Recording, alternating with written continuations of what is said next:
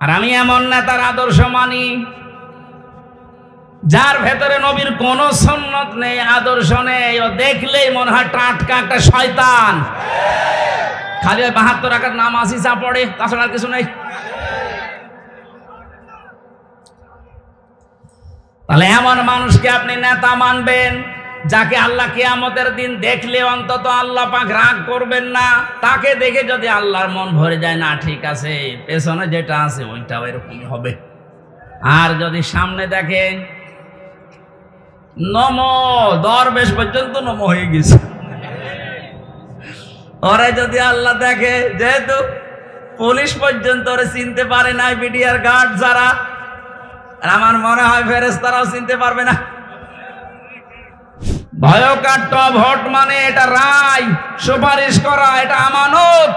তাফসিরে মারিফুল কোরআনে আমানাত শব্দের ব্যাখ্যায় বাংলায় লেখা আছে ভয়ঙ্কর ভোট। এটা হয় রায় দেওয়া, সমর্থন জানানো, সুপারিশ করা, এগিয়ে দেওয়া, এই অর্থগুলো এখানে লেখা আছে। কোরআনে কারিমের সূরা নিসা 5 নম্বর পারার 10 নম্বর পৃষ্ঠা 12 নম্বর লাইনের 85 নম্বর আয়াত। আমি লম্বা করে দলিলগুলো বলতে পারছি না, বাড়ি যেয়ে মিলিয়ে নেবেন।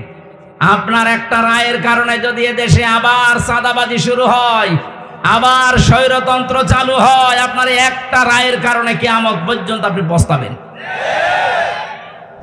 ওরা নাম দিয়েছে ঈদে মিলাদুন নবী। এ শব্দটা নতুন। আল্লাহর পক্ষ থেকে আমাদের নবীর কাছে 2টা ঈদের ঘোষণা এসেছে, ঈদুল আজহা, ঈদুল ফিতর। এ বাদে কোনো ঈদ আমাদের নেই। যারা সেই নতুন ঈদ বানিয়ে আনন্দে আছেন, কান খাড়া করে শোনেন। আমি আপনার শত্রু না, আপনাকে আমি বাঁচাতে চাই। শুধুমাত্র জন্ম নিয়ে, মিলাদ নিয়ে যারা পড়ে থাকেন, নবীদের 2 চাচা ছিল এরকম, শালো মিলাদে জন্মে তারা খুশি। একজন হযরতে, একজন আবু তালেব আর একজন আবু লাহাব। আপনি তাদের 2 জনের পুরা জীবনী পড়ে দেখেন, 2 জনেই জন্মে আনন্দ করেছে। এত বেশি আনন্দিত ছিল আবু লাহাব, নবীজির জন্মের কথা শোনার পরে নিজের বাদী পর্যন্ত আজাদ করে দিয়েছে। যা আর একজন চাচা আবু তালেব নিজের সন্তান আলীকে কাছে রাখতো না। নবীর জন্মের পর থেকেই, যেই কয় বছর বাইরে ছিল, এর পরেই নবীজির দাদা ইন্তেকালের পর থেকে নবীকে সে নিজের বুকের ভেতরে রাখতো। এই 2 জন চাচার পড়া জীবনী আমি পড়ে দেখেছি। এরা এত আনন্দিত, এত খুশি নবীর মিলাদে, নবীর জন্মে, কিন্তু 2 জনেই জাহান্নামী। 2 জনে কি? এরা যে জাহান্নামে যাবে তার প্রমাণ আল্লাহ কোরআনে দেয়নি? বলেন। সূরা কসসের 56 নম্বর আয়াতটা তার প্রমাণ, সূরা লাহাবের 3 নম্বর আয়াত তার প্রমাণ। চ্যানেলটি সাবস্ক্রাইব করে আমাদের সঙ্গেই থাকুন। হাদিসটি পড়লাম, নবীজি বলেন, মাল্লাম ইয়ারহাম সাগীরানা ওয়া লাম ইওয়াক্কির কাবীরানা ফালাইসা মিন্না। ইবনে মাজাহ শরীফের হাদিস। এখানে যারা আলেম আছেন তাদেরকে বলছি, যারা ছোটদেরকে স্নেহ করে না, বড়দেরকে সম্মান দেয় না, শ্রদ্ধা জানায় না, এরা আমার উম্মত না। আমরা যে বললাম তার উম্মত হতে পেরে আমরা খুশি। এখন আমার ভেতরে এই 2টা গুণ আছে কিনা? মাঝখানে ফা শব্দটা আছে। আমরা আরবি গ্রামার অনুযায়ী জানি ফা 19টা অর্থে ব্যবহার হয়। আগে বর্ণিত 2টা গুণ যদি আপনার ভেতরে থাকে তাহলে আপনি নবীর উম্মত। যদি না থাকে, নবীজি বলেন ফালাইসা মিন্না। কয়েকদিন আগে আমার মামলার হাজিরা ছিল, বিচার নামাতে বিচারপতি ওইটা দেখে বলছে, কি দেখে বিচার করব? এর ভেতরে কোনো মাল ম্যাটারেস নেই, ফেলে দিবে, দা সব খারিজ করে দিয়েছে। আলহামদুলিল্লাহ, সুবহানাল্লাহ বলার জন্য না, এই যে দেখার পরে দেখছে কিছু নেই, যেভাবে ছুঁড়ে ফেলে দিল যে আমি কি দেখে বিচার করব। এই যে ছুঁড়ে ফেলে দিল, এর আরবিতে ফা ব্যবহার করা। ওপরে বর্ণিত যে গুণগুলো আল্লাহর নবী জানালেন, যদি সত্যি আপনার ভেতরে না থাকে, আর আপনার চেহারা সুরত যদিও দরবেশের মতো হয়, ফালাইসা মিন্না, আপনি নবীর উম্মত না। এবার আসেন তো হাদিসটা বাস্তবে দেখি আমাদের ভেতরে আছে কিনা। মাল্লাম ইয়ারহাম সাগীরানা, যারা ছোটদেরকে স্নেহ করে না। ছোট কারা? বয়সে যারা ছোট নাকি? না, শুধু এরা না, আপনি যেখানে আছেন ওই জায়গার নিচে যারা আছে প্রত্যেকে আপনার কাছে ছোট। আপনি যে চেয়ারে আছেন আপনার নিচে যত চেয়ার আছে সবাই আপনার কাছে ছোট। কথা বুঝতেছেন? সুতরাং ছোটদেরকে স্নেহ করা লাগবে। আলামি ওয়াক্কির কাবীরানা, যারা বড়দেরকে শ্রদ্ধা জানায় না, সম্মান দেয় না। বড় কারা? যারা বয়সে বড়, নাকি না? বয়সে বড় সারা আবু সাহেল তো আমার বয়সে বড়। বড় কারা এ কথা বলবে কোরআন শরীফ। কে বলবে বলেন তো? আল্লাহ রাব্বুল আলামিন বলেন, ইন্না আকরামাকুম ইনদাল্লাহি আতকাকুম ইন্নাল্লাহা আলিমুন খাবীর। সূরা হুজুরাতের ভেতরে আছে 13 নম্বর আয়াতের শেষের দিকে, অবশ্যই আমি আল্লাহর কাছে সবচাইতে সম্মানিত, সবচাইতে বড়, যার ভেতরে আল্লাহর ভয় বেশি। এখন আল্লাহকে বেশি ভয় করে কারা? কোরআনে কারীম জানিয়েছে, ইন্নামা ইয়াখশাল্লাহা মিন ইবাদিহিল উলামা। সূরা ফাতিরের 28 নম্বর আয়াতের মাঝে আছে, অবশ্যই এই পৃথিবীতে যত বান্দা বান্দী আমি বানিয়েছি সবচেয়ে বেশি ভয় আমি আল্লাহকে করে আলেমরা। কারা? আলেম কারা? আল্লাহ পাক জবাব দিচ্ছেন আলেম কারা। ওমান আযলামু মিম্মান কাতামা শাহাদাতান ইনদাহু মিনাল্লাহ। সূরা বাকারা প্রথম নাম্বার পারার 20 নাম্বার পৃষ্ঠার 13 নাম্বার লাইনের 140 নাম্বার আয়াতের মাঝের অংশে আছে। এটা তাফসীরে ফি জিলালিল কোরআন সাজ্জিদ কুতুব বর্ণনা দিচ্ছেন। আল্লাহ বলেন, এই পৃথিবীতে আমার দৃষ্টিতে, আযলাম ইসমে তাফসীল, এটা এর চাইতে বড় শব্দ আরবিতে আর নেই। সুপারলেটিভ ডিগ্রি বলা হয় ইংরেজিতে। আল্লাহ বলেন, আমার দৃষ্টিতে পৃথিবীর ময়দানে সবচাইতে বড় জালেম ওই লোকটা যার কাছে কোরআনের জ্ঞান থাকার পরেও দুনিয়ার স্বার্থে গোপন করে রাখে। আমরা যাদেরকে বড় আলেম মনে করি, আল্লাহর ভাষায় এগুলো বড় জালেম। আলেম কারা? আয়াতের ব্যাখ্যা করতে গিয়ে মুহাদ্দিসিন কিরাম লিখেছেন, পৃথিবীর ময়দানে যে ব্যক্তি আল্লাহর কালাম নিয়ে চিন্তা ভাবনা করে আর হালালকে হালাল জানে, হারামকে হারাম জেনে ছেড়ে দেয় এবং আল্লাহর ইবাদতে নিজেকে নিয়োজিত রাখে, এই মানুষটা আল্লাহর কাছে আলেম। দ্বিতীয় হাদিসে আয়াতের পক্ষে এসেছে, আল্লাহর নবী বলেন, কিয়ামতের দিন আল্লাহ যখন বিচার আরম্ভ করবেন, প্রথম নাম্বারে আল্লাহ পাক নিজের সামনে মানুষকে দাঁড় করাবেন, স্রেফ একা একা। কোরআনে কারীম জানিয়েছে, ওমা কুল্লুহুম আতিহি ইয়াউমাল কিয়ামাতি ফারদা। সূরা মারিয়ামের 95 নম্বর আয়াতে আছে, কিয়ামতে প্রতিটি মানুষ আমি আল্লাহর সামনে দাঁড়াবে। কয়জন করে? বলেন বলেন। আপনি নিজের কাছে এবার আয়াতটা সামনে নিয়ে ভাবেন তো, কিয়ামতের প্রথম বিচারের যে ধাপ শুরু হবে, বাংলাদেশে আমরা বিচার দেখি কয়েক রকম। নারায়ণগঞ্জের ম্যাজিস্ট্রেট কোর্টে একরকম বিচার হয়, এরপরে আছে জজ কোর্ট, এরপরে আছে হাইকোর্ট, এরপর আছে সুপ্রিম কোর্ট। রায় এদেশে 4 প্রকার হয়। ম্যাজিস্ট্রেট কোর্ট থেকে যদি আপনি ন্যায় বিচার না পান, বলতে পারবেন না যে আমি ন্যায় বিচার পাইনি, আমি এ বিচার মানি না। এটা বললে আপনার বিরুদ্ধে মামলা হবে, রাষ্ট্রদ্রোহী। এতটুকু বলার ক্ষমতা আপনার আছে যে আমি ন্যায় বিচার পাইনি, আমি ওপরে যাব। যান, কোথায় যাবেন? জজ কোর্টে যান।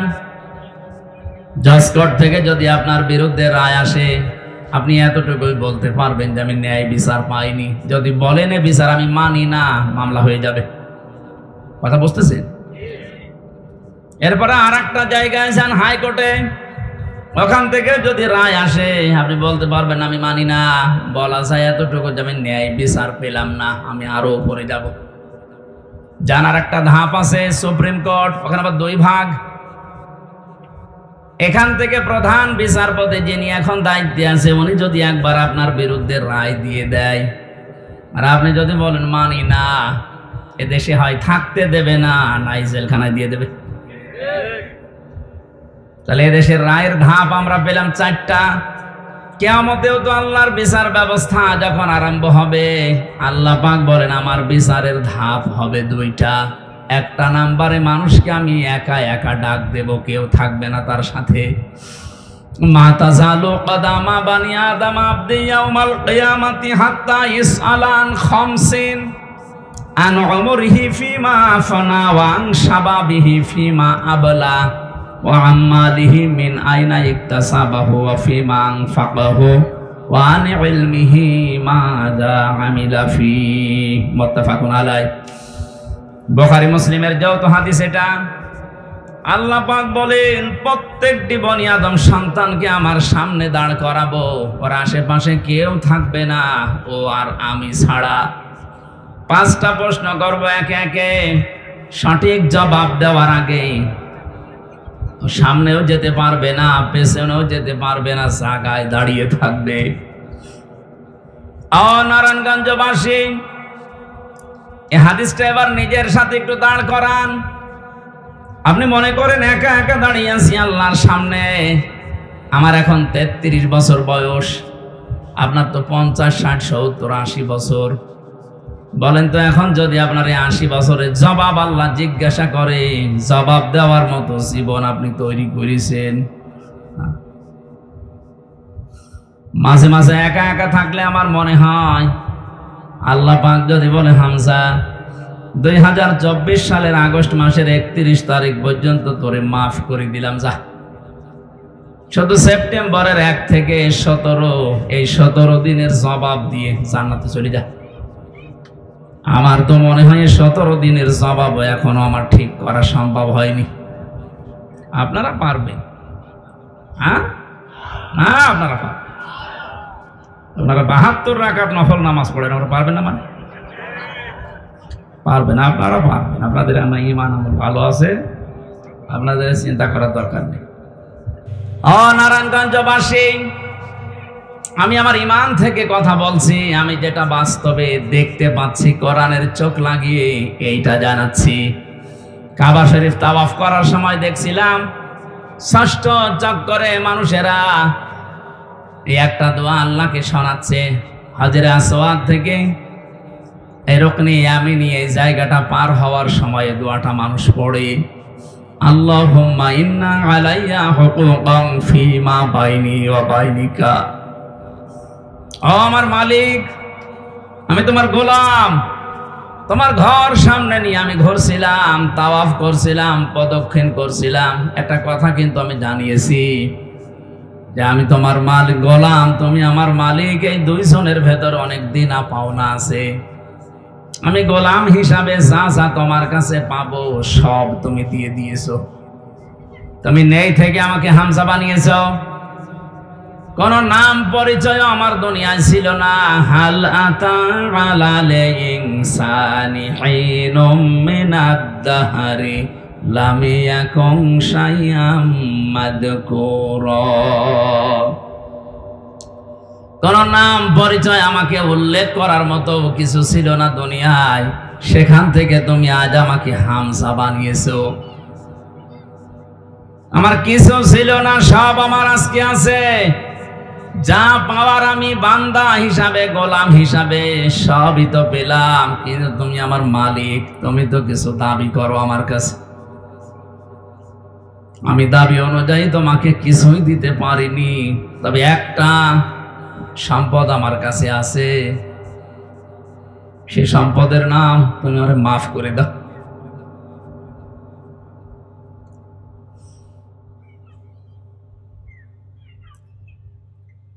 এই শব্দটা বলতে যত সহজ মনে হচ্ছে, এটা বাস্তবতায় অত সহজ না।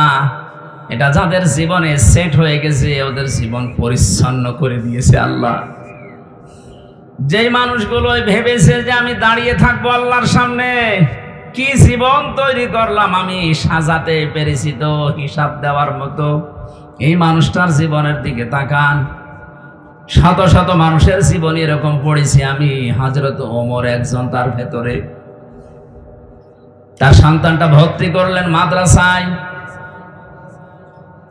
হযরত আলী ওই সময় দেশের প্রধান বিচারপতি, তার সন্তান হাসান হুসাইন দুইজনকে দিলেন মাদ্রাসায়। হযরতে হুসাইন বারবার তিনি কলম ফেলে দিচ্ছেন, আব্দুল্লাহকে ডাক দিয়ে বলেন আমার কলম তুলে দাও।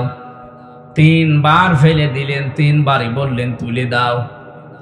তার রাগ হয়ে গেছে, ডাক দিয়ে বলছে হুসাইন কলম ফেলো নিচে, আমারে তুলতে বলো, আমি কি চাকর? আমি কি তোমার খাদেম নাকি? হযরত হুসাইন রাগ করে বললেন তুমি তো শুধু খাদেম না, খাদেমের বাচ্চা খাদেম। সেই সময় তিনি প্রেসিডেন্টের ছেলে। এক দৌড়ে বাড়িতে এসে বলে আব্বা আমি আর পড়বো না মাদ্রাসায়। কি হয়েছে? হুসাইন আমাকে মানুষের সামনে গালি দিয়েছে, তোমারেও দিয়েছে। বিচার যদি না করো মাদ্রাসায় পড়া আমার বাদ। ঠিক আছে, জমার দিন বিচার হবে হাজারো মানুষের সামনে। খুতবা দিচ্ছিলেন তিনি, হঠাৎ আলোচনা বন্ধ করে দিলেন, ডাক দিয়ে বললেন হুসাইন আসো। হ্যাঁ এদিকে আসো। তুমি আমার এই ছেলেকে মানুষের সামনে খাদেমের বাচ্চা খাদেম বলে গালি দিয়েছে। হ্যাঁ দিয়েছি। কেন দিলে? ইমাম হুসাইন ডাক দিয়ে বলে খলিফা বুকে হাত দিয়ে বলেন তো আপনি কি আমার নানার খাদেম ছিলেন না?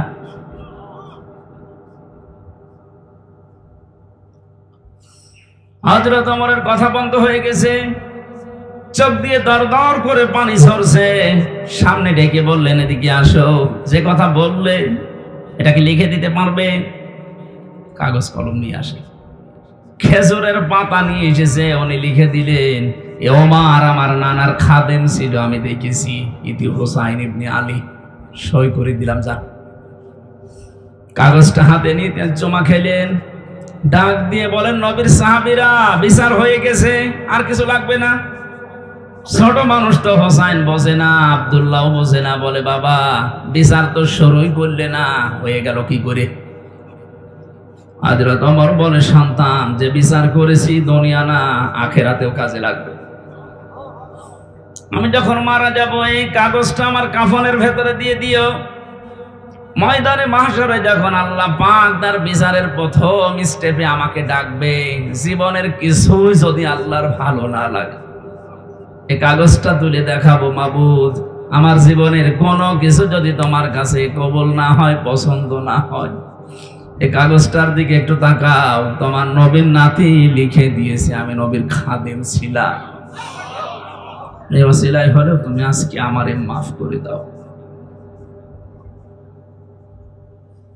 হিসাবে শব্দটা শুনতে যত ছোট মনে হচ্ছে, বিশাল ব্যাপার এটা।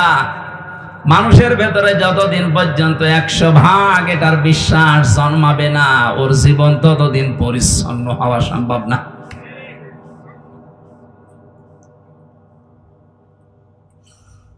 বিচারের প্রথম ধাপে যেহেতু আল্লাহ আপনাকে একা ডাকবেন, কেউ সাথে থাকবে না। 5 নম্বর যে প্রশ্নটা, এইটাই আমার আসল বিষয় আজকে। ওয়ান ইলমিহি মাযা আমিলা ফি, তোমাকে যতটুকু জ্ঞান দেওয়া হয়েছিল, যতটুকু তুমি জানতে, তার কতটুকু মানতে, এটা বলো আজকে। হযরতে তালহা রাদিয়াল্লাহু তাআলা আনহু এবং আবু দারদা রাদিয়াল্লাহু তাআলা আনহু, এই দুইজন মাঝে মাঝেই বলতেন নবীর সাহাবীরা, নবীর মুখে যত কথা শুনেছি, যত হাদিস শুনেছি, সবচাইতে বেশি ভয় হয় হাদিসের এই অংশটার দ্বারা। যতটুকু জানতে তার কতটুকু মেনেছো, ওইটা বলো। আমার মনে হয় এ প্রশ্নে আমরা অধিকাংশ মানুষই ধরা খাবো। কথা বলে না কেন? যা জানতে তার কতটুকু মানতে, এটা বলো, তারপরে সামনে যাও। এখানে জ্ঞান অনুযায়ী যারা আমল করে এরা আল্লাহর ভাষায় আলেম, জ্ঞান অনুযায়ী যার আমল নেই আল্লাহর ভাষায় জালেম। তাহলে বড় কারা আমি বোঝাতে চেয়েছিলাম, আল্লাহর ভয় যাদের ভেতরে আছে এরা আল্লাহর কাছে বড়। আল্লাহকে বেশি ভয় করে আলেমরা। আলেম ওই লোকটা যে তার জ্ঞান অনুযায়ী কাজ করে। পৃথিবীতে জ্ঞান অনুযায়ী কাজ করেছে সবচাইতে বেশি নবীরা। কথা বলেছেন এখন? নবীদের উপরে, জ্ঞানের উপরে কাজ করা মানুষ দুনিয়ায় আছে? আপনি তাকান তো তাদের দিকে। কোরআনে কারীম জানিয়েছে, ইয়া হাসরাতান আলাল ইবাদ মা ইয়াতিহিম মির রাসূলিন ইল্লা কানু বিহি ইস্তাহজিউন। সূরা ইয়াসিনের 30 নম্বর আয়াতে আছে, আল্লাহ পাক বলেন, আমার বান্দা বান্দীদের জন্য আমার আফসোস, আক্ষেপ যে এমন কোন নবী রাসূল পাঠালাম না যার সাথে সমসাময়িক মানুষেরা ঠাট্টা করে নাই, বিদ্রোহ করে নাই, মারধর করে নাই। নবীদের চরিত্র খারাপ ছিল, এই জন্য মারতো, দেশ থেকে তাড়িয়ে দিত। বলেন, যত নবী আমি পড়েছি জীবনী, প্রতিটি নবীর তাকান তাদের দিকে, অধিকাংশ নবীর নাম পর্যন্ত উম্মতরা পাল্টিয়ে দিয়েছে। হযরত ইব্রাহিম নবীর নাম ওই জামানায় তার উম্মতেরা পাল্টিয়ে আব্রাহাম লাগিয়ে দিয়েছে। হযরত মুসা আলাইহিস সালামের নাম খ্রিস্টানরা ইহুদিরা পাল্টিয়ে দিয়েছে জোসেফ। আমি যতগুলো ইহুদি রাষ্ট্রে গেছি, ইহুদিদের সাথে আমি যতটুকু মিশেছি, ওরা মুসা নবীকে বলতে জোসেফ, এইটা বোঝে। খ্রিস্টানদের সাথে যত মিশেছি, ওরা হযরত ঈসা আলাইহিস সালামের নাম পাল্টিয়ে দিয়েছে যিশু। মুসলিম বিজ্ঞানী ছিল আল-কামি, তার নাম পরিবর্তন হয়ে গেছে আল-কেমিস্ট্রি। বিখ্যাত সাহাবী ছিল বিশ্বনবীর হযরত জাবের, তার নামও পাল্টিয়ে দিয়েছে আল-জেবরা। আজ বিশ্বের দিকে তাকান, এই দেশে যারা আলেমদের নাম পরিবর্তন করার হিড়িক তৈরি করেছিল, এই মেনন, ইনো, আল্লামা আহমেদ শফি, এত বড় আলেমের নামও পাল্টিয়ে দিয়েছে তেতুল হুজুর। বিশ্বনন্দিত মুফাসসিরের নাম পাল্টিয়ে দিয়েছে দেল্লু শিকদার। এখনো পর্যন্ত তার ইতিহাস আছে, আপনি তাকান, তার সার্টিফিকেটে লেখা দেলাওয়ার হোসাইন সাইদি। দেল্লু শিকদার আর দেলাওয়ার হোসাইন জীবনও এক না। আব্দুল কাদের মোল্লার নাম দিয়েছে কসাই কাদের। আমি কয়েকদিন আগে গিয়েছিলাম ফরিদপুরের সদরপুরে। এ মহান ব্যক্তির কবর জিয়ারত করে ওনার গ্রামের যত মানুষ, যে মানুষের কান্নাকাটি দেখেছি, সবাই বলছে কসাই কাদের আর আব্দুল কাদের মোল্লা এক না। আমার নামও পাল্টিয়ে দিয়েছে, আমার নাম দিয়েছে পিসকে হুজুর। আমি কি পিসকে?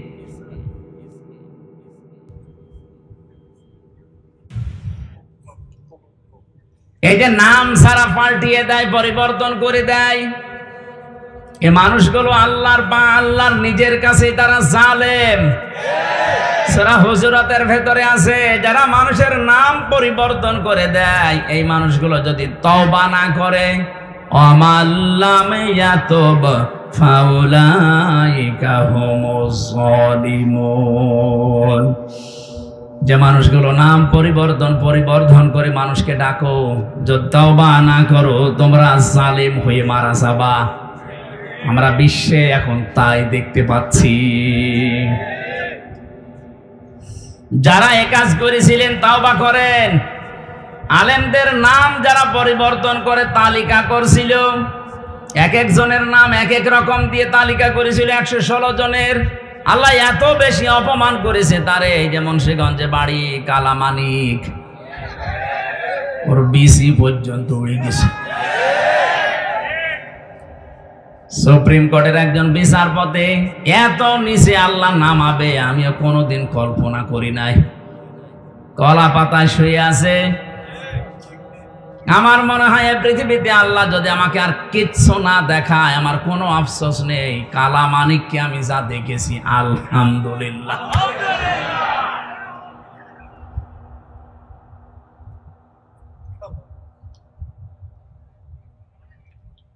এবার আসেন তো যে কথা বলতে চাচ্ছিলাম, তাহলে আল্লাহর কাছে বড় যেহেতু আলেমরা, এদের সম্মান, মর্যাদা, ইজ্জত, শ্রদ্ধা এটা দেওয়া লাগবে, নয়তো আপনি নবীর উম্মত হতে পারবেন না।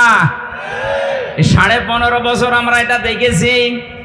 যারা আল্লাহর কোরআনের জ্ঞান, নবীর হাদিসের জ্ঞান থাকার পরে গোপন করে রেখেছে দুনিয়ার স্বার্থ পেয়ে, তাদেরকে আমরা দেখেছি অনেকে আলেম মনে করতে, অথচ আল্লাহর ভাষায় ওগুলো বড় জালেম।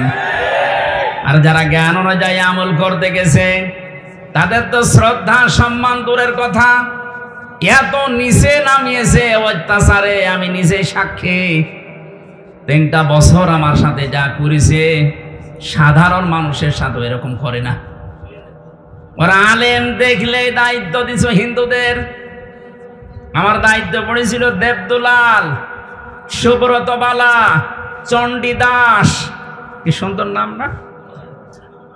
দেখলেই বোঝা যাচ্ছে যে আমার প্রতি রহম করবে। আচরণই ওই রকম।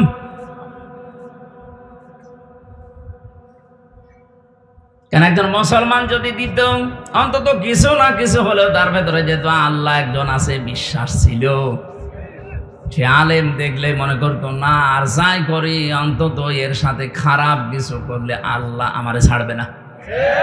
এমন মানুষকে দিয়েছে তো আল্লাহ পরকাল জানে না, আলেমোসা জালেমতা। মাটির নিচে নিয়ে আমার 11 ঘন্টা টাঙিয়ে রেখেছিল। তা ভালোভাবে যদি টাঙাইতো, চোখ কালো কাপড় দিয়ে বেঁধে নিয়েছে, পায়ে ডান্ডা বেড়ি লাগিয়েছে, হাত পেছনে বেঁধে দিয়েছে, মাথায় দড়ি দিয়ে। নামাজ কিসের, কখন আজান হয়, কখন কি হয় কিচ্ছু জানি না। 4 ওয়াক্ত নামাজ আমি আন্দাজেই পড়েছি, ইশারায়। আলেমদের সম্মান করা, শ্রদ্ধা করার দরকার ছিল আপনার। আর আপনি দাবি করেন আমি নবীর উম্মত, বেহেশতে আমার অধিকার আছে। অধিকার আপনার আছে, জাহান্নামে আছে। কারণ আপনি নবীর উম্মতি হতে পারেননি এখন। এই নবীর উম্মত হওয়ার জন্য যে 2টা গুণ বললাম, এই 2টা গুণ মানুষের আছে, অধিকাংশ মানুষের নেই। আল্লাহ তুমি আমাদেরকে এই 2টি গুণ অর্জন করার তৌফিক দাও, বলে না আমি আর নিচে নামলাম না। কথার অর্থ বুঝতেছেন? এটা রবিউল আউয়াল মাস, বিশ্ব নবীকে নিয়ে যা আরম্ভ হয়েছে আমাদের বাংলাদেশ, ভারত আর পাকিস্তানে, এটা বেশি অতিরঞ্জিত হয়ে যাচ্ছে। কেউ বাড়াবাড়ি করতে করতে এত উপরে তুলছে, আর কেউ ছাড়াছাড়ি করতে করতে একেবারেই ছেড়ে দিচ্ছে না। আমাদের মধ্যম পন্থা জাতি বানিয়েছেন আল্লাহ। ওয়াকাযালিকা জাআলনাকুম উম্মাতাও ওয়াসাতান, তোমাদেরকে আমি মধ্যম পন্থা জাতি বানিয়েছি। বাড়াবাড়ি করা যাবে না কোনো বিষয়ে, ছাড়াছাড়ি করে একেবারে ছেড়ে দেওয়া যাবে না, মাঝামাঝি থাকতে হবে। আজ ঈদে মিলাদুন্নবী পালন করার জন্য রাষ্ট্রীয়ভাবে ছুটি দেওয়া হয়, অনুষ্ঠানের জন্য তাকিদ দেওয়া হয়। নবীর জন্মদিন পালন করার জন্য বিশ্ব নবী তাকিদ দিয়েছেন, কোন জায়গায় আপনি দেখাতে পারবেন? নবীজি কোরআন দিয়ে রাষ্ট্র চালাতে হবে এ বিষয়ে তাকিদ পেয়েছেন। আল্লাহ পাক বলেন ইন্নাল্লাযী ফারাদা আলাইকাল কুরআনা লারাদ্দুকা ইলা মাআদ। সূরা কসসের 85 নম্বর আয়াত প্রথম অংশে আছে, অবশ্যই আমি আল্লাহ কোরআনের আইন মানা ফরজ করে দিয়েছি। কি করে দিয়েছি? ফারাদাদ, ফারজুন শব্দটা আছে। অবশ্যই কোরআনের আইন মানা ফরজ। অথচ 96% মুসলমান আমরা এই দেশে বাস করি। 53 বছর হয়ে গেল দেশটা স্বাধীন হয়েছে, কোরআনের একটা আইনও এ দেশে রাষ্ট্রীয়ভাবে কায়েম নেই। আপনি কি জবাব দেবেন? শুধুমাত্র নবীর মিলাদ, মিলাদ মানে জন্ম, মিলাদ মানে তার জন্মদিন নিয়ে আনন্দ করে জিলাপি আর খেজুরি খেয়ে মহব্বত দেখাচ্ছেন। অথচ বিশ্ব নবীর ইন্তেকালে 600 বছর পরে এটা মানুষ আবিষ্কার করেছে। আর আমরা জানি যেটা ইসলামে নেই। কেউ যদি নতুন করে ওটা তৈরি করে আবিষ্কার করে ইসলাম বলে চালিয়ে দেয়, ওটার নাম বেদাত। আর বেদাত যারা করে ওরা গোমরা, আর গোমরা যারা ওরা জাহান্নামী। আমি আপনাকে নবীর মিলাদ, জন্ম নিয়ে আলোচনা করতে নিষেধ করছি না, যেহেতু মহামানব তিনি, মহান নেতা আমাদের, আপনি করেন। কিন্তু শুধু মিলাদ জন্ম নিয়ে আলোচনা করে আনন্দ পেয়ে যদি শেষ করে দেন, তার জীবনের আসল উদ্দেশ্য যেটা সিরাত 40 থেকে 63 এই 23 বছর। কথা বলছেন এখানে আপনি 1 থেকে 40 বছর পর্যন্ত যদি মোহাম্মদ ইবনে আব্দুল্লাহকে না মানেন আপনি জাহান্নামে যাবেন, এমন কথা কোরআন হাদিসে নেই। কিন্তু 40 থেকে 63 এই সময়টা যদি এই 23 বছরের 1 সেকেন্ড আপনি বাদ দেন, আপনি জাহান্নামী। আমি তো এটা বানালাম নাকি? কোরআনে কারিমের দিকে তাকান, লাকাদ কানা লাকুম ফি রাসূলিল্লাহি উসওয়াতুন হাসানা ইলা আখির আয়াত। সূরা আহজাবের 21 নম্বর আয়াতের প্রথম অংশে আছে, অবশ্যই তোমাদের জন্য মহত্তম আদর্শ আমি আল্লাহ লুকিয়ে রেখেছি রাসূলুল্লাহর জীবনে। কার জীবন? ও নারায়ণগঞ্জবাসী, ভালো করে জবাব দেবেন। সারা আরব জাহানে 1 থেকে 40 বছর পর্যন্ত মোহাম্মদ রাসূলুল্লাহ কেউ বলেছে? বলেন বলেন, কি বলতো? মোহাম্মদ ইবনে আব্দুল্লাহ এই নামে ডাকতো তাকে। যদিও তিনি জন্মে পৃথিবী তৈরি হওয়ার আগে আল্লাহ তাকে নবী বানিয়েছে, কিন্তু ঘোষণা দেয়নি, ঘোষণা হয়েছে 40 বছর বয়সে। তাহলে এখানে বোঝার বিষয়ে 1 থেকে 40 বছরে পুরা আরব জাহানে ওনাকে ডাকতো আব্দুল মোহাম্মদ ইবনে আব্দুল্লাহ, আব্দুল্লাহর ছেলে মোহাম্মদ বা আস-সাদিক আল আমিন। আমার এ পর্যন্ত ঠিক আছে তো? দ্বিতীয় নম্বরে ওনাকে রাসূলুল্লাহ ডাকা আরম্ভ হয়েছে 40 থেকে, বলেন বলেন, 40 বছরের আগে উনি রাসূলুল্লাহ হিসাবে ঘোষণা হয়নি। হয়েছে যখন নবুয়ত পেলেন 40 বছরে, ওই সময় নবী এবং রাসূল। তাহলে ওনাকে অনুসরণ করার জন্য আল্লাহর নির্দেশ 1 থেকে 40 না 40 থেকে 63। এই 40 থেকে 63-র পরে 600 বছর পার হয়ে গেছে, কেউ নবীর জন্ম নিয়ে আলোচনা করে নাই, অনুষ্ঠান করে নাই, পটকা ফোটায়নি। আপনি কোথায় পেলেন? আপনি যদি আলোচনা করতে চান তাহলে 40 থেকে 63 এই 23 বছর করেন। এর ভেতরে দুনিয়া আখিরাত লুকানো। মানুষের এমন কোন দিক বিভাগ নেই যা এই 23 বছরের ভেতরে আপনি পাবেন না। সব আল্লাহ পাকের ভেতরে লুকিয়ে রেখেছেন। জোরে বলেন সুবহানাল্লাহ। আমি আর একটু কথা বলছি, শুধুমাত্র আজ যারা মিলাদ নিয়ে 63 দিন অনুষ্ঠান হচ্ছে বাংলাদেশে। কতদিন? 63 দিন। ওরা নাম দিয়েছে ঈদে মিলাদুন নবী। এ শব্দটা নতুন। আল্লাহর পক্ষ থেকে আমাদের নবীর কাছে 2টা ঈদের ঘোষণা এসেছে, ঈদুল আজহা, ঈদুল ফিতর। এ বাদে কোনো ঈদ আমাদের নেই। যারা এই নতুন ঈদ বানিয়ে আনন্দে আছেন, কান খাড়া করে শোনেন। আমি আপনার শত্রু না, আপনাকে আমি বাঁচাতে চাই। শুধুমাত্র জন্ম নিয়ে মিলাদ নিয়ে যারা পড়ে থাকেন, নবীদের 2 চাচা ছিল এরকম, শালো মিলাদে জন্মে তারা খুশি।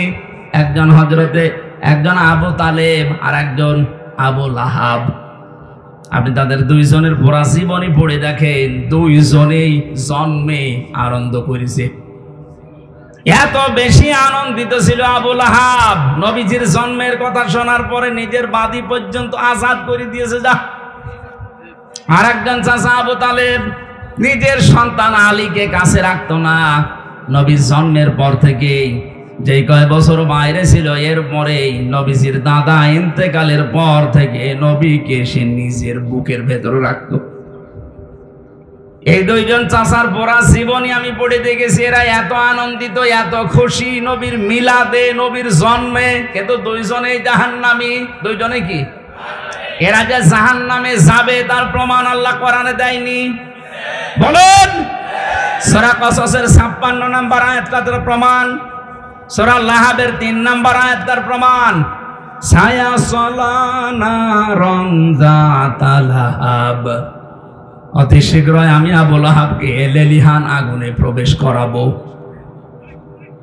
তার মানে এখান থেকে যে শিক্ষা বের হয়, শুধু নবীর মিলাদ নিয়ে, জন্ম নিয়ে যারা মাতামাতি করেন, আনন্দ করেন, জিলাপি খিচুড়ি খেয়ে শেষ করে দিচ্ছেন, আপনিও আবু লাহাবের মতো, আবু তালেবের মতো জাহান্নামে যাবেন।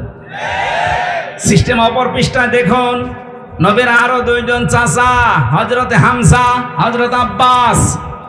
এই দুইজন চাচা শুধু নবীর জন্মে খুশি না, শুধু নবীর মিলাদে খুশি না, তারা নবীর সিরাতে, তারা নবীর জীবন পেয়ে খুশি।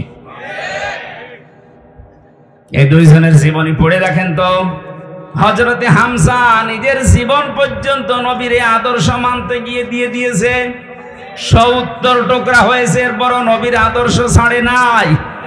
আর এক চাচা হযরতে আব্বাস, তিনি নবীর আদর্শ পেয়ে এত খুশি ছিলেন, তার যে হাদিস বর্ণনা করা, মান সাকাতাল ঈমান মান রাদিয়া বিল্লাহি রাব্বা ওয়া ইসলামি দীনা ওয়া মুহাম্মাদির রাসূলিল্লাহ সাল্লাল্লাহু আলাইহি ওয়াসাল্লাম নাবিয়্যা ওয়া রাসূলা, রাহু মুসলিম। হযরতে আব্বাস বলেন, কেউ যদি দুনিয়া ঈমানের স্বাদ পেতে চান, তাহলে আল্লাহকে রব পেয়ে খুশি থাকেন, ইসলামকে জীবন ব্যবস্থা পেয়ে খুশি থাকেন, আর মুহাম্মদ রাসূলুল্লাহকে নবী এবং রাসূল হিসাবে পেয়ে খুশি থাকেন। তিনি যদি খুশি না থাকতেন এ কথা তিনি বলতেন? বলেন বলেন। তিনি কি বললেন শেষে? নাবিয়্যা ওয়া রাসূলা। যারা মুহাম্মদকে নবী এবং রাসূল পেয়ে খুশি, তাহলে উনি নবী এবং রাসূল হয়েছিলেন কত বছর বয়সে? আরো জোরে। 40 থেকে 63 আপনাকে মানা লাগবে। সেই নবীর জীবনে আমি 31টা পাঠ পেয়েছি। পুরা জীবনটা পড়ে আমি 31টা পাঠে ভাগ করেছি। একটা ভাগ আজকে আপনাদের সামনে রবিউল আউয়াল মাসে, যেহেতু কালকে 12 তারিখ ছিল, আজকে 13 তারিখ, গুরুত্বপূর্ণ এই সময়ে তার সিরাত থেকে, তার আদর্শ থেকে কি নেওয়া দরকার আমাদের, 31টা পাঠের মাত্র একটা পাঠ নিয়ে আজকে আলোচনা করব। আমার আজকের আলোচনার বিষয় হচ্ছে নবীর আচরণ। কি বললাম? বলেন বলেন। অনেকে মনে করে এটা দুনিয়ার বিষয়, আচরণ, ব্যবহার, আচার আচার না, এটা আখিরাতের সাথে সম্পৃক্ত। বিশ্বনবী বলেন, মানুষকে সবচাইতে বেশি জান্নাতে নিয়ে যাবে মানুষের আচরণ আর আল্লাহর ভয়। সুবহানাল্লাহ বলতে পারেন নাই? আকুলু লিন্নাসি হুসনা। মানুষের সাথে যদি কেউ আচরণ করতে গিয়ে, ব্যবহার দেখাতে গিয়ে হাসি মুখে কথা বলে, তাও সাদকা দেওয়ার সওয়াব হয়। 31টা পাঠ ভাগে ভাগে যদি কথা বলতে হয়, পুরা কোরআন, আল্লাহর নবীর চরিত্র, আমরা একটা পাঠ বেছে নিলাম, আচরণটা দেখি। আল্লাহ পাক কি আচরণ তাকে দিয়েছিলেন? কোরআনে কারীম জানাচ্ছে, ওয়া ইন্নাকা লাআলা খুলুকিন আযীম। হে নবী, আপনি মহান চরিত্রের উপরে প্রতিষ্ঠিত। এখানে যারা আলেম আছে তাদেরকে বলছে, এই যে আযীম, এই শব্দ আল্লাহ কোন নবীর নামের সাথে দেননি। আল্লাহ পাক নবীদেরকে বিভিন্ন সময় তার নিজের নামটা দিয়েছিলেন, গুণবাচক নাম, যেমন হালিম। আল্লাহ ইসমাইল নবীকে হালিম বলে ডাক দিয়েছিলেন। হালিম মানে চাচা হালিম। কি হালিম মানে সহনশীল, ধৈর্যশীল। হযরত ইসমাইলের আর এক ভাই ছিল ইসহাক, তাকে আল্লাহ ডাক দিয়েছিলেন ফাবাশশারনাহু বিগুলামিন আলীম। আমার জ্ঞানী বান্দা এটা, একজনকে হালিম, একজনকে আলিম, কিন্তু বিশ্ব নবীকে দিয়েছে আযীম। এত বড় মহান চরিত্র আপনাকে আমি দিয়েছি, কিয়ামত পর্যন্ত মানুষ শুধু অনুসরণ করে যাবে, কোল কিনারা পাবে না। সেখান থেকে সূরা আলে ইমরানের 159 নম্বর আয়াতটা পড়েছি। বিশ্বনবীর আচরণ, তার ব্যবহার কেমন ছিল, তার জীবনের প্রতিটি পদে পদে আমাদের জীবনকেও আমরা মিলাতে চাই। কথা বলেন ঠিক কিনা? আল্লাহ পাক বলেন, ফাবিমা রাহমাতিম মিনাল্লাহি লিনতা লাহুম ওয়ালাউ কুনতা ফাসসান গালিযাল কলবি লানফাদ্দু মিন হাওলিক। আল্লাহর যত রহমত, এই পৃথিবীতে যত রহমত আল্লাহ দিয়েছেন তার ভেতরে অন্যতম দয়া রহমত আপনার প্রতি এই যে আপনি মানুষের সাথে কোমল আচরণ করেন, নরম আচরণ করেন। আপনার যদি ভাষা কর্কশ হতো, আপনি যদি বদ মেজাজি হতেন, আপনি যদি খিটখিটে মেজাজের হতেন, আপনি যদি কঠোর হৃদয়ের অহংকারী হতেন, তাহলে মানুষ আপনার চারিপাশ থেকে দূরে চলে যেত। ফাফু আনহুম, মানুষের জন্য ক্ষমা প্রার্থনা করেন, মানুষের জন্য ক্ষমা প্রার্থনা করেন। আস্তাগফির লাহুম, তাদেরকে ক্ষমা করে দেন। নিজে তো ক্ষমা করবেন এবং তাদের জন্য নিজে ক্ষমা চাবেন। ওয়াশাবিরহুম ফিল আমর, দুনিয়ায় যে কোনো কাজে তাদের পরামর্শের ভিত্তিতে করবেন। ফাইদা আসামতা ফাতাওয়াক্কাল আলাল্লাহ, কোন কাজ যখন সিদ্ধান্ত নিয়ে ফেলবেন তখন ভরসা করবেন আল্লাহর উপরে। ইন্নাল্লাহা ইউহিব্বুল মুতাওয়াক্কিলিন, অবশ্যই আল্লাহ ভরসাকারীদের, যারা ভরসা করে আল্লাহর প্রতি তাদের ভরসা আল্লাহর উপরে করাই দরকার। এটা ছিল বাংলা মাতৃভাষায় অর্থ। এবার আমরা ব্যাখ্যায় যাচ্ছি। নবীজিকে আল্লাহ যত দয়া দেখিয়েছেন, যত গুণ দিয়েছেন, তার ভেতরে অন্যতম গুণ এইটা, তিনি কোমল হৃদয়ের ছিলেন, নরম, সফট, কোমল। এত নরম ছিলেন নবীজি, তার আচরণ ছিল নিজের শরীরের সাথে, পরিবারের সাথে, শিশুদের সাথে, মুরব্বীদের সাথে, বন্ধুদের সাথে, স্ত্রীদের সাথে, মেয়েদের সাথে, মা বাবার সাথে, যুদ্ধবন্দীদের সাথে, প্রতিবেশীর সাথে, এমনকি শত্রুদের সাথে। এরকম 27টা বিষয় আমি পেয়েছি তাফসিরে ফি জিলালিল কোরআন। ইবনে কাসির, মুফাসসিরিন ইকরাম যেভাবে সাজিয়েছেন, আমরা কোরআনে কারীম থেকে ওইভাবে আমাদের জীবনে নবীর জীবন মিলাতে চাই। আমাদের আদর্শ কি কারো বাবা? বলেন বলেন। আমাদের আদর্শ কারো স্বামী, কারো চাচা? আমাদের আদর্শ একমাত্র, কেবলমাত্র, শুধুমাত্র বিশ্ব নবী মুহাম্মদুর রাসূলুল্লাহ সাল্লাল্লাহু আলাইহি ওয়াসাল্লাম। কালকে ধর্ম উপদেষ্টা ঘোষণা দিয়েছে, এদেশ থেকে যদি টাকা পাচার বন্ধ করতে চান, এদেশ থেকে যদি চাঁদাবাজি বন্ধ করতে চান, কিয়ামতের আগে বন্ধ করতে পারবেন না যতদিন পর্যন্ত বিশ্ব নবীর আদর্শ কায়েম না হবে। টাকা পাচার বন্ধ হয় না, চাঁদাবাজি যে বন্ধ হয় না, এটা 5 তারিখের পর থেকে আমরা অনেকে দেখেছি। কথা বলেন না কেন? এর আগে ছিল যেভাবে প্রকাশ্যে, হয়তো 5 তারিখের পরে অনেকে গোপনে আরম্ভ করেছিল। প্রকাশ্যে গোপনে কোন চাঁদা এদেশে হবে না যদি নবীর আদর্শ এদেশে কায়েম করা যায়। আর এটা কায়েম করবে ফেরেশতারা।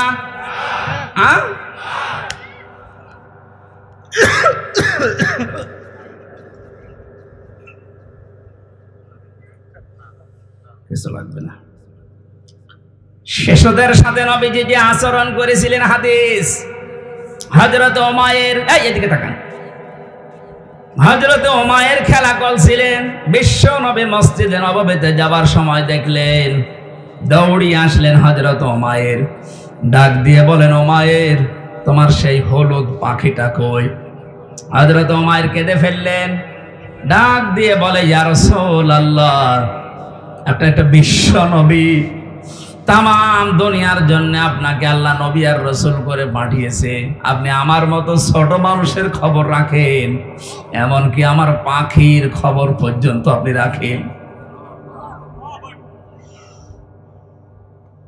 নারায়ণগঞ্জবাসী, আপনি কার আদর্শে অনুপ্রাণিত হয়ে স্লোগান দেন? আপনার তো স্লোগান দেওয়া দরকার ছিল, আমার নেতা, তোমার নেতা বিশ্ব নবী। এই কথাটা কেন বললাম? এই দিকে তাকান, আল-আদাবুল মুফরাদ 3 নাম্বার হাদিস। এই পৃথিবীতে যার আদর্শ বিশ্ব নবী এখনো হয়নি, অন্য কেউ, কান খাড়া করে শোনেন, নবীজি এখনো যার আদর্শ হয়নি, অন্য কেউ। আপনি মারা যাবেন, আপনি নামাজ পড়তে পারেন, রোজা রাখতে পারেন, দাড়ি রাখতে পারেন, জুব্বা গায়ে দিয়ে হজ করতে পারেন, এখনো যদি আপনার আদর্শ নেতা বিশ্ব নবী না হয়ে অন্য কেউ হয়, আপনি মারা যাওয়ার সঙ্গে সঙ্গে বিনা বিচারে বিনা হিসাবে জাহান্নামী। নিয়ে আসেন, কোন মহারথী নিয়ে আসবেন, এবার নিয়ে আসেন। আপনার কোনো বিচার নেই, কোনো হিসাব নেই। এখন যদি বলেন এত শক্ত করে বলছেন কেন, হ্যাঁ কেন বলছে এবার তাকান।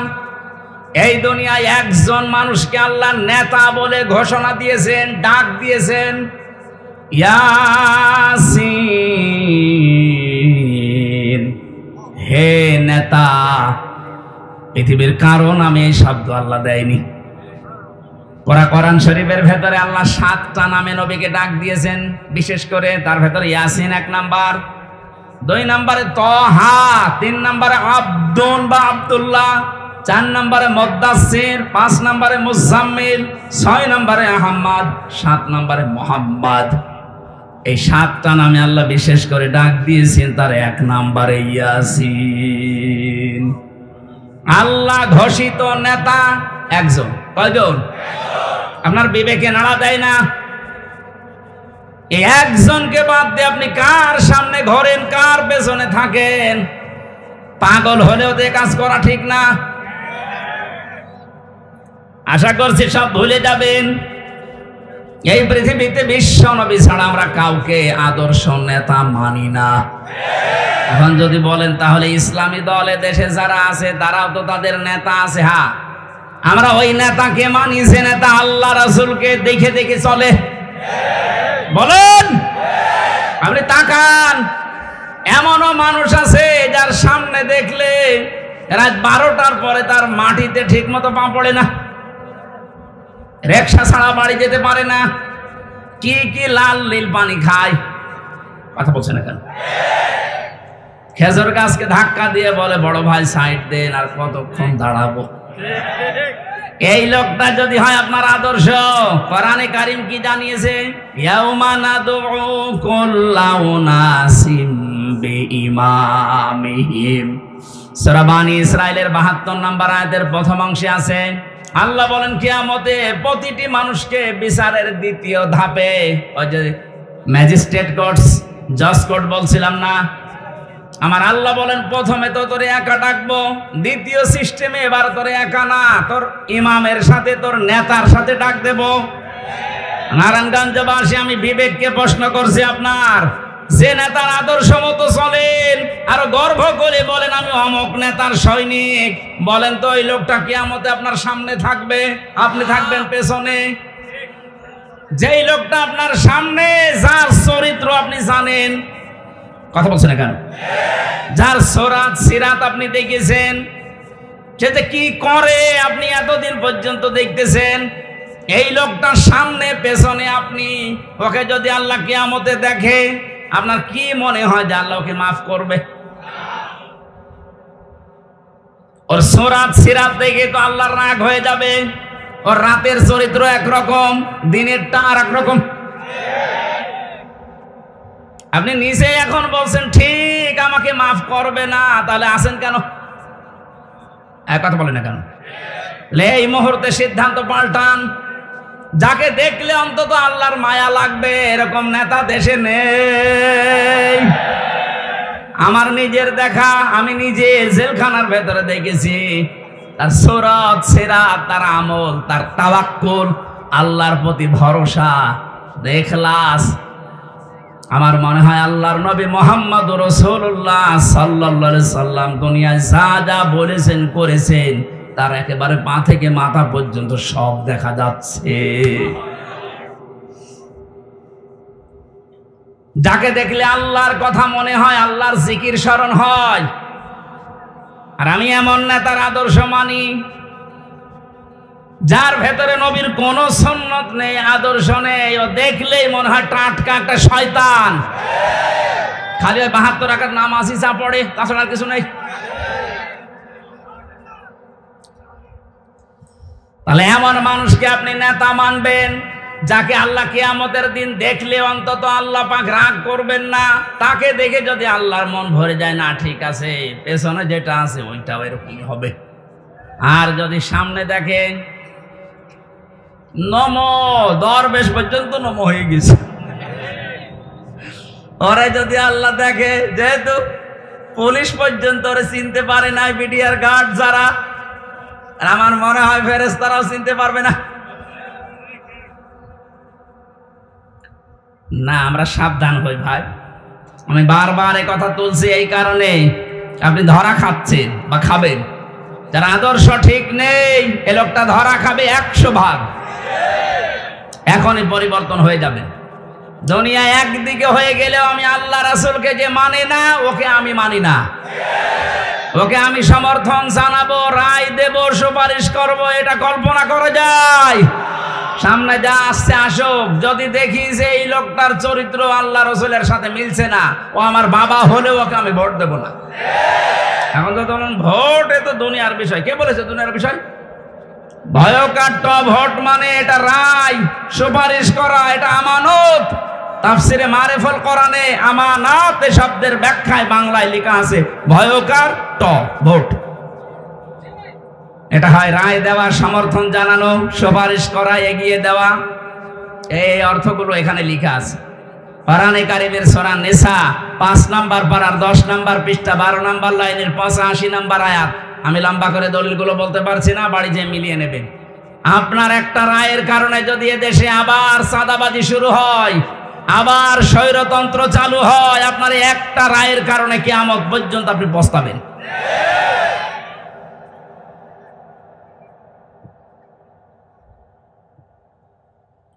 বৌমা এসেছে, কেবল বাসর ঘরে প্রবেশ করেছে, দাদি শাশুড়ি এসে বলছে আমার কিন্তু পতি চাই। লজ্জায় মাথা লাল করে বলছে ঠিক আছে দাদি একটু সময় দেবেন তো। কিছুক্ষণ পরে শাশুড়ি এসে বলছে বৌমা আমার কিন্তু নাতি চাই। ঠিক আছে সময় তো দেবেন।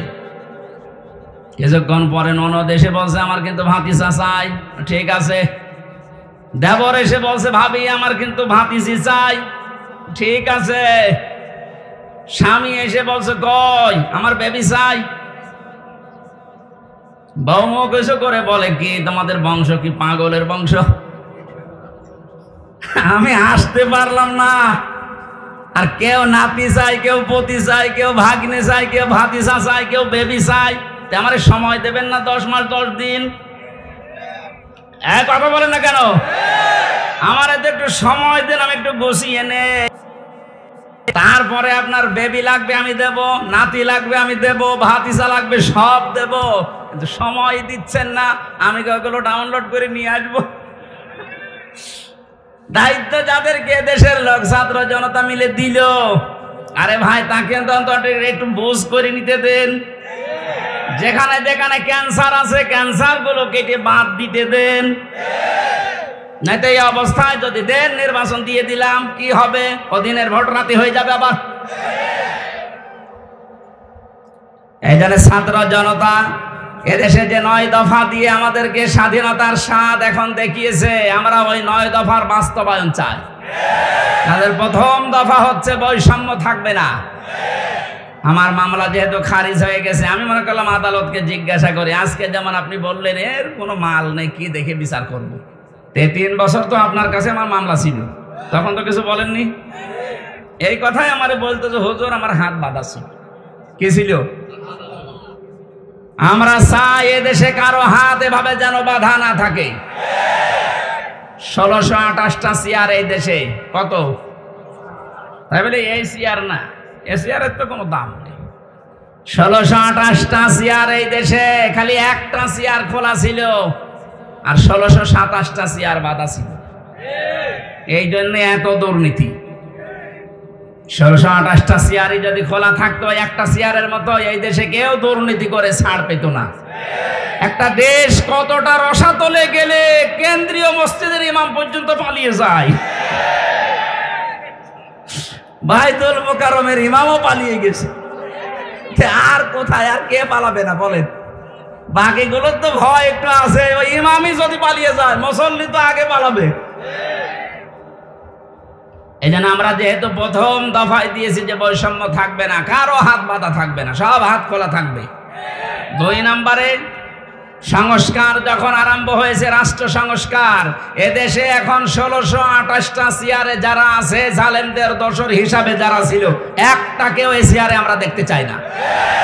এই চেয়ার থেকে সবগুলো অপসারণ করে বৈষম্যের শিকার যারা যারা ওএসডি হয়েছিল তাদেরকে ওই চেয়ারে বসা।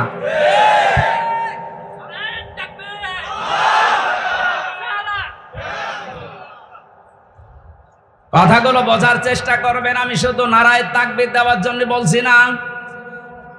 শিশুদের প্রতি আল্লাহর নবী যে আচরণ, তিনি বিশ্ব নবী হওয়ার পরও শিশু এবং শিশুর পাখি পর্যন্ত ভুলে যাননি। নবী যে আচরণ করেছিলেন তাকান। আল্লাহর নবীর আচরণ ছিল বড়দের সাথে।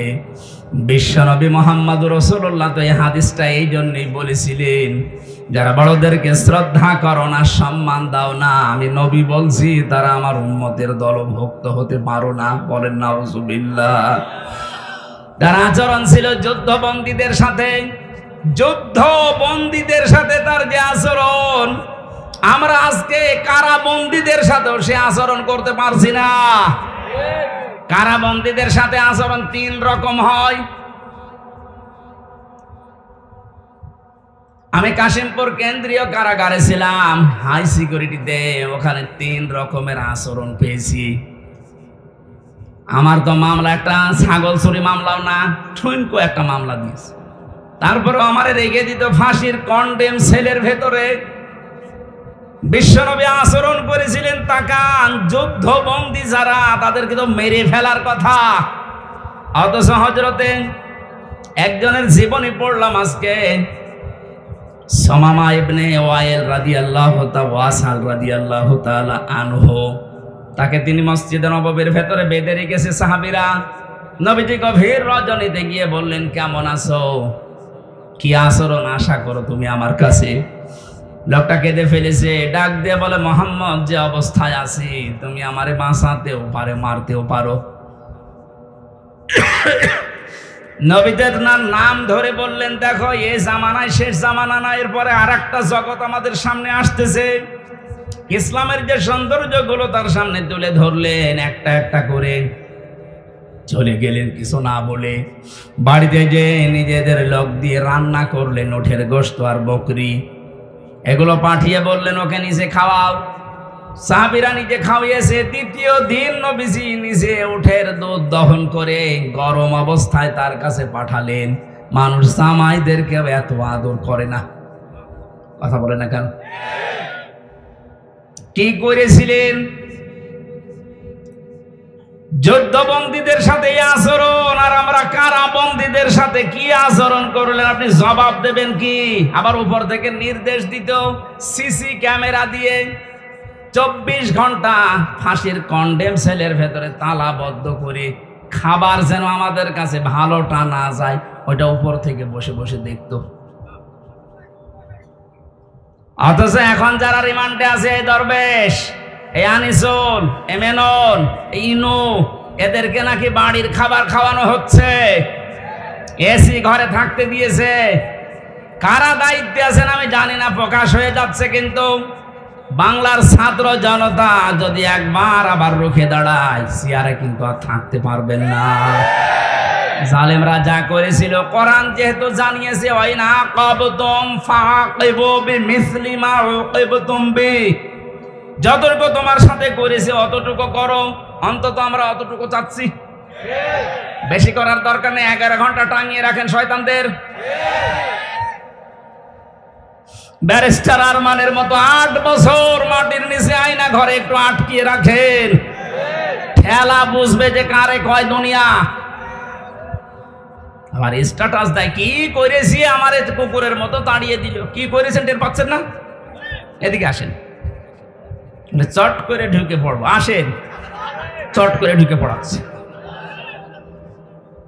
সারা বাংলাদেশের 18 কোটি মানুষ যদি আপনাকে মাফ করে দেয়, ব্যারিস্টার আরমানের বউ আপনাকে মাফ করবে না।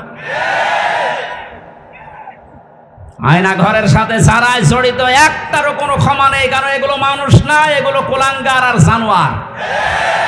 আমারে মাটির নিচে নিয়েছে আচরণ করতো, আমার মাঝে মাঝে আমার তো কষ্ট হইতো, মাঝে মাঝে মনে হয়তো আল্লাহ ও যা করি গেল, ও বাড়ি যে ওর বোর কাছে থাকে কি, ওর তো ঘুম আসার কথা না।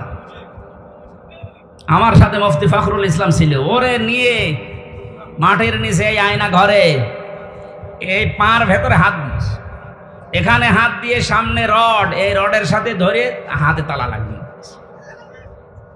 তবে 1-2 ঘন্টা 5 ঘন্টা 24 ঘন্টা তালা লাগানো, মাত্র 1.5 মিনিট সময় দিত টয়লেট করার। আর খাবার যা দিত, মাখানো খাবার, মনে হচ্ছে যে 4-5 জন মাখিয়ে এক জায়গায় রেখে দিয়েছে, পেল পারলে খানা পালে না খা। আপনি নবীর মিলাদ পড়তে পাগল হয়ে আছেন। নবীর এটা সিরাত না, নবীর আদর্শ না এটা। তিনি যুদ্ধবন্দির সাথে কি করলেন, আর আপনি কারাবন্দির সাথে, তাও তো অন্যায় ভাবে। ব্যারিস্টার আরমানকে, আমান আজমিকে, আমির হামজাকে, মামুনুল হককে যে মামলা দিয়েছেন, একটা মামলাও টিকছে? আজ তো আমি বেকসুর খালাস পেয়ে গেছি, তাহলে আমি এই দেশে আদালত কর্তৃক প্রমাণিত যে আমার কোনো দোষ নেই। সুতরাং বিনা দোষে 3টা বছর যা করেছেন, আমিও চাই মামলার আয়ু থেকে শুরু করে ওই যে হাত খোলা ছিল এটা পর্যন্ত যারা এর সাথে জড়িত প্রত্যেককে আমি চাই 3 বছর করে আমার মতো জেল দেওয়া হোক। শুধু আমি না, 1,10,000 মানুষ এখন সারা বাংলাদেশে জেল খাটতেছে, বিশেষ করে বিডিআররা বেকার আটকে রেখেছে। যারা এই সমস্ত মিথ্যা মামলার সাথে জড়িত, মামলার আয়ু থেকে শুরু করে একেবারে উপর পর্যন্ত যারা নির্দেশ দিয়েছে, একটাকেও যেন ছাড়া না হয়, কারণ এদের ছাড় নেই। বলে মাফ করে দিলাম, কিসের মাফ? জালেমদেরকে যদি কেউ মাফ করে দেয়, সে যেন মজলুমের উপরে অবিচার করে। আপনি তো টের পাচ্ছেন না যে স্বামী ছাড়া থাকা কি কষ্ট? ব্যারিস্টার আরমানের বউটের পিস। আপনি তো জানেন না সন্তান ছাড়া থাকা কি কষ্ট। আমি টের পিস। আমার ছোট মেয়েটা এখনো আমার চেনে না, ওর আমি 1 বছর রেখে এসেছিলাম, বের হয়েছে দেখো 4 বছর বয়স, ও আমার চেনে না। আমি যেদিন জেল থেকে বাড়ি গেছি, বলছে হুজুর আমাদের বাড়ি চলে। তার মানে ওর মনে হচ্ছে যে এরকম হুজুর বহু আসে, এবার একটা হুজুর।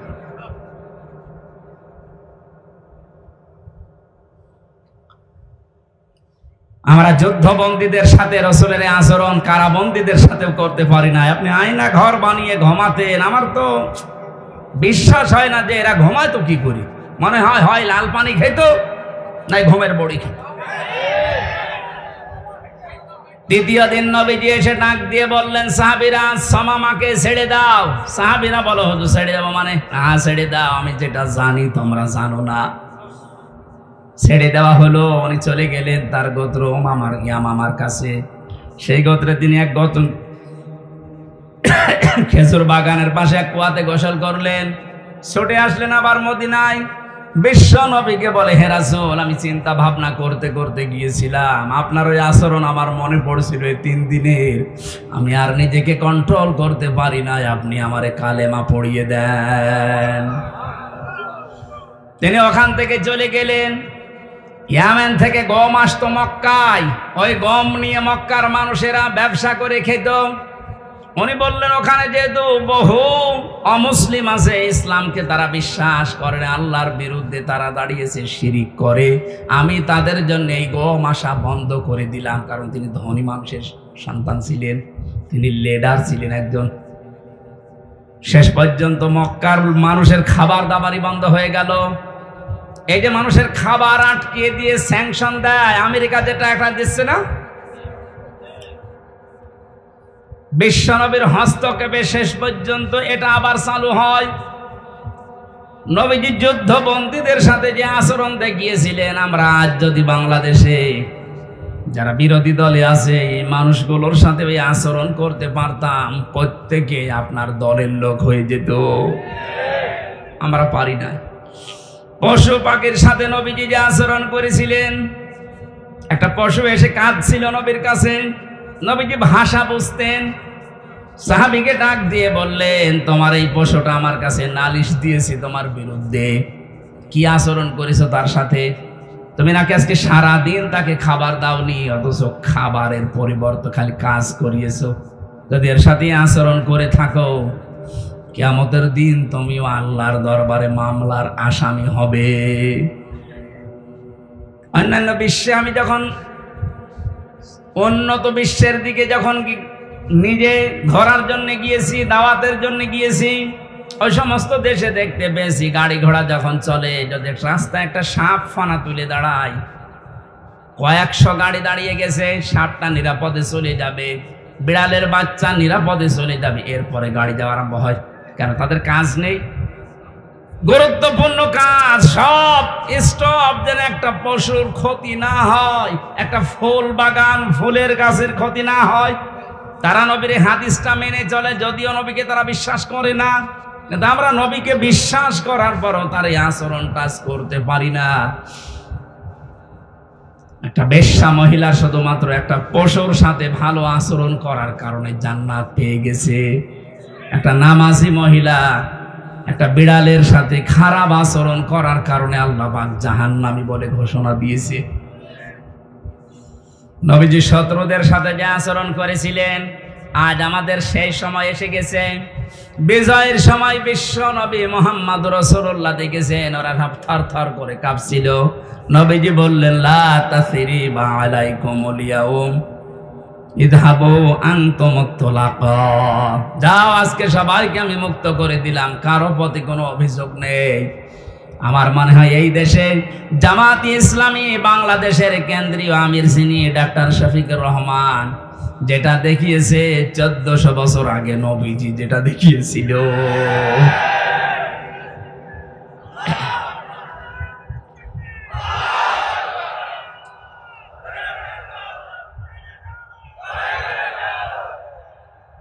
প্রত্যেক জায়গায় নবীজির এই কমলতা আমরা পেয়েছি। আল্লাহ পাক বলেন, নবী আপনার আচরণ যদি কর্কশ হতো, আপনার চরিত্র যদি শক্ত কথা যদি আপনি বলতেন, তাহলে আপনার আশপাশে আপনি মানুষকে ঘেঁষতে দেখতেন না, সব পালিয়ে যেত। সুতরাং আপনি কয়েকটা জিনিস অবলম্বন করেন। আপনার যখন হৃদয় আমি কমল করে দিয়েছি, আপনি ক্ষমা করে দেন তাদেরকে, ক্ষমা চান আপনি তাদের জন্য আল্লাহর কাছে, এবং নিজেও ক্ষমা করে দেন। আজ যারা দায়িত্বে আছে আহ্বান জানাবো আয়াত দিয়ে, যারাই ভুল করেছে, যা ভেবাই করেছে, আজ আমরা এই আয়াত অনুযায়ী রবিউল আউয়াল মাসে তাদেরকে ক্ষমা করে দিলাম এবং তাদের জন্য ক্ষমা চাচ্ছি আল্লাহর কাছে। আর এর বাস্তব প্রমাণ দেখিয়েছেন ডাক্তার শফিকুর রহমান। যত অত্যাচার জুলুমে 15.5 বছরে করেছিলেন, আল্লাহর জন্য মাফ করে দিলাম। কিন্তু যারা ভিকটিম, তারা যদি নিজেরা অত্যাচারিত হওয়ার কারণে কিছু করে, আমরা তাদেরকেও সাহায্য করব। সুতরাং জালেম যারা, বড় জালেম গুলো তো পালিয়েছে, মাথা খারাপ হয়ে গেছে, তাদের আর আসার সম্ভাবনা কোনো কিছুই নেই, কারণ আসলে এ দেশের জনগণ পিটিয়ে মেরে ফেলবে। ছোটখাটো জালেম যারা আছেন, তারা এখনো যেহেতু তাওবার দরজা বন্ধ হয়ে যায়নি, ফিরে আসেন। আমার বংশেরও বহু ছোটখাটো মাঝারি জালেমেরা তাওবা করে অলরেডি পরিবর্তন হয়ে গেছে। আগস্টের 5 তারিখের ডেটটা পর্যন্ত তারাও শক্ত ছিল, কিন্তু বিকাল 5টার পরে যখন সংবাদ চারিদিকে ছড়িয়েছে, আমারে কল দিয়ে বলছে, বাবাজি আমরা সব জামাতি ইসলামী। জামাত ইসলাম মানে এতদিন যে আপনি বঙ্গবন্ধুকে সেকেন্ড নবী মানতেন, হঠাৎ করে পাল্টিয়ে গেলেন। সুতরাং ওরা যেহেতু পাল্টাচ্ছে, ছোট জালেম মাঝারি জালেম, এদেশে আরো যারা আছেন, আশা করছি আপনারাও পাল্টাবেন। গত পরশুদিনের রিপোর্ট পেয়েছি, এদেশে এখনো 100 জনের 14 জন মানুষ জালেমদেরকে সাপোর্ট করে। 100 জনের 28 জন মানুষ জেনারেল যে দলগুলো আছে এদেরকে সাপোর্ট করছে। 100 জনের 58 জন মানুষ এদেশে ইসলামপন্থী যারা, তাদেরকে সাপোর্ট করছে।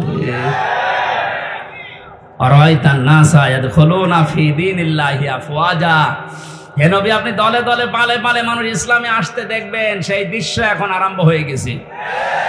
গত 3 দিন আগে দিনাজপুরে 10 জন এক মঞ্চে এসে মুসলমান হয়ে গেল আমার কাছে। এর আগে 2 জন চুয়াডাঙ্গাতে, এর আগে 1 জন গাইবান্ধাতে। মানুষ যেভাবে দলে দলে আসতেছে, 58 থাকবে না ইনশাল্লাহ, 100 জনের 100 ভাগই এই দেশে ইসলাম কায়েম হোক, এটা চাইবে। সেই দৃশ্যের আশায় আছি। আল্লাহ আমাদেরকে যেন নবীর আদর্শ সব জায়গায় মানার তৌফিক দেন, আল্লাহুম্মা আমিন।